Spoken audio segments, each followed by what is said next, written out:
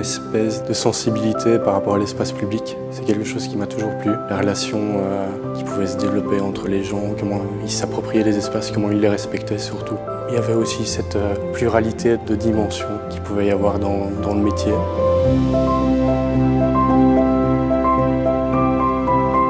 Brice Polomé, architecte. J'ai créé avec mon associé le bureau Goffard Polomé Architecte. On est basé sur la région de Charleroi. Et voilà, on s'amuse. En fait, il est très varié et tout dépend de la position dans laquelle on se trouve au sein du bureau. À titre personnel, j'ai beaucoup de réunions, donc je rencontre énormément les maîtres d'ouvrage en amont, et puis j'assure une certaine continuité. Il y a les esquisses qu'on fait plutôt au sein de l'atelier, donc on a des tables rondes, etc., où on développe les projets. En général, il y a quelqu'un qui s'occupe du projet en vertical, et puis moi, j'arrive toujours à pouvoir suivre d'une certaine manière. Instaurer un espèce de climat de confiance, à la fois avec la personne qui gère le projet au sein du bureau, avec le maître d'ouvrage, avec les techniques spéciales, les ingénieurs en stabilité, toutes ces compétences qui viennent se joindre au projet en fait.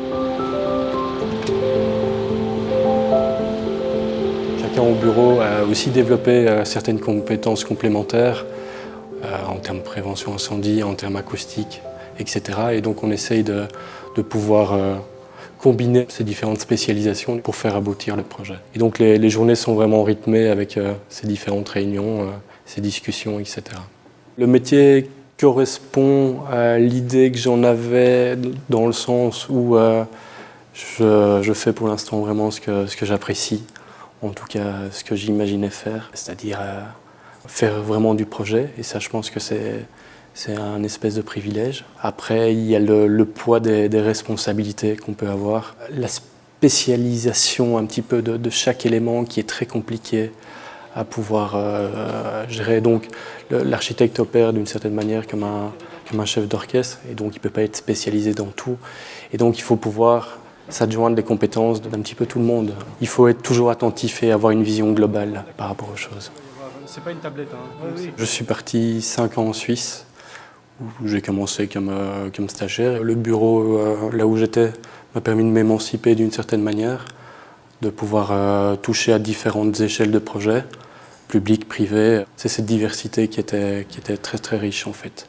Et de confronter à d'autres modes constructifs aussi, une approche presque radicale parfois du projet d'architecture.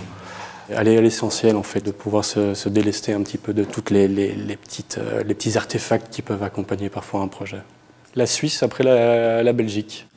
J'avais coté avec mon associé durant les études et on s'est retrouvés assez simplement pour commencer une nouvelle aventure. Au départ des petits projets pas alimentaires parce qu'on essayait déjà de cadrer les missions et les maîtres d'ouvrage avec qui on avait envie de bosser. Et après au fur et à mesure on a commencé à s'attaquer à des concours d'archi. On en a remporté quelques-uns. Ce qui nous a permis en fait de pouvoir chaque fois réenvisager des projets d'ampleur plus diverses, donc à la fois des maisons, de l'unifamilial, où on est passé à du logement collectif.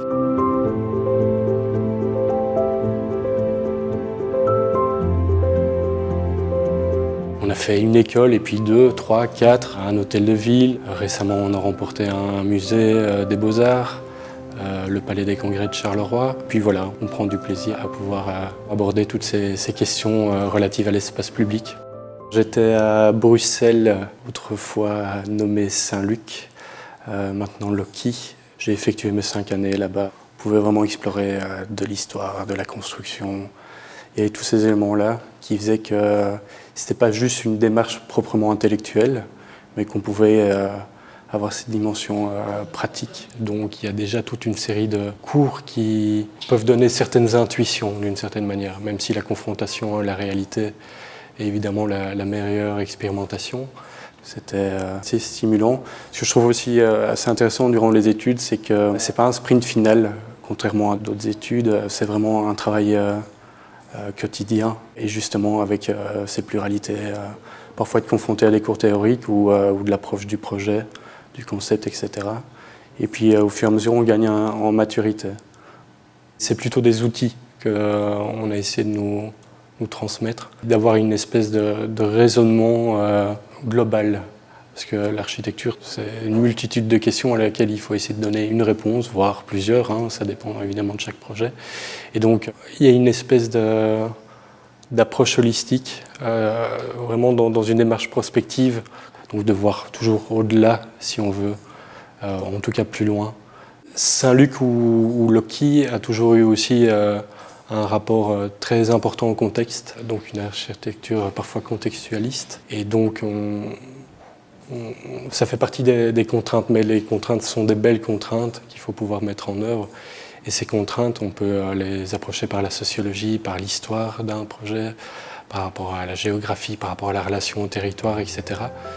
Le conseil principal que je donnerais, c'est de ne pas hésiter à être curieux à tout ce qui peut se passer, à la fois en termes d'architecture, mais également à tout ce qui nous entoure en fait. S'intéresser aux choses va pouvoir apporter une histoire à chaque projet, parce qu'un projet, au final, c'est une histoire qu'on raconte et que l'on vit par la suite. Alors la curiosité, elle peut aussi aller se voir à l'étranger.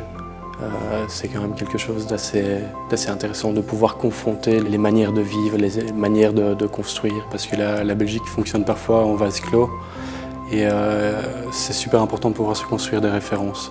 Et les références, elles sont parfois plus vertes ailleurs d'une certaine manière.